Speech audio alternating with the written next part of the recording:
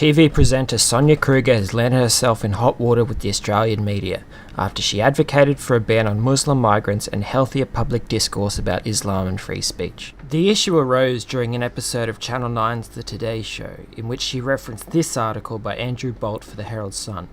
Here's the clip. Personally, I think Andrew Bolt has a point here, that there is a correlation between the number of people who are Muslim in a country and the number of terrorist attacks. Now, I have a lot of very good friends who are Muslim, who are peace-loving, who are beautiful people, but there are fanatics.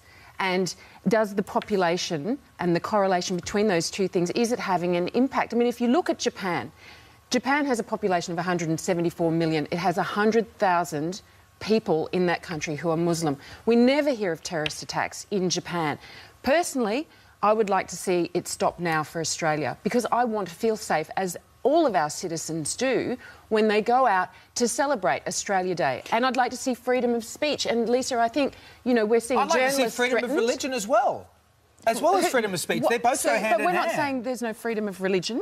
Well, if we're talking about immigration, David. We are, but if you, this breeds hate. This sort of article breeds hate. When you have someone like Pauline Hanson going, you're not allowed to talk about it. You're just not allowed to talk about it. You're not allowed to discuss it. Yes, you are allowed to talk about it, and you're allowed to celebrate and worship whatever you want, whatever you don't want. Well, I would venture that if you spoke to the parents of those children killed in Nice, then they would be of the same opinion. In fact, the very first person who was killed, mown down in that truck, was a Muslim woman. Was a Muslim woman. Yes. So it's killing Muslims. Good, Muslim people. It's indiscriminate the way that's it's doing. Exactly right. But just to clarify, Sonia, are you saying that you would like our borders closed to Muslims at this point? Yes, I would. Here's why she was right about both migration and free speech. Extensive opinion polls from both Islamic countries and Muslims in other countries show that the Muslim population has an alarmingly high rate of dangerous views that are fundamentally incompatible with Western culture. Views such as support for terrorist organizations like Al-Qaeda and Hezbollah, support for suicide bombing, opposition to secularism, killing apostates, homosexuals and adulterers, less freedom for women, theocratic rule, even destroying the West.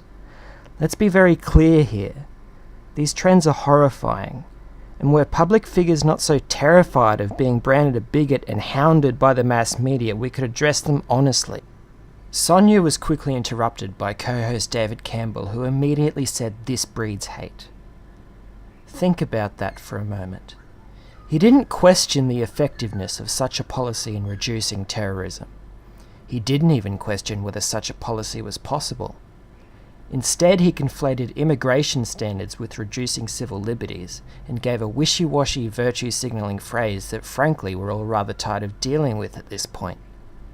The bottom line is that even if you're of the opinion that these terrible views are not a part of Islam, a dangerously high number of Muslims think they are. She did well by countering him and standing by her statements, as she still does. Free speech is the principle that guards all other principles, and it has been eroded far too much these days. Our ability to take on serious issues is strangled by an inundation of professional victims, con artists, perpetually outraged crybullies, and, most dangerously, the truly malicious who have these useful idiots shut sensible people down for them. The citizens of Australia are potential targets of hate speech laws that use entirely subjective terms like offend and insult. If we are to seriously address the civilizational questions of the modern day, then we have to first be able to talk about them freely and openly. Sonia tweeted this picture afterwards. Like many before her, Sonia Kruger was stirred into action by the shock of an Islamic terrorist attack, this time the truck attack in Nice. The question is, how much more bloodshed will it take before we can have honest public discussion about this issue?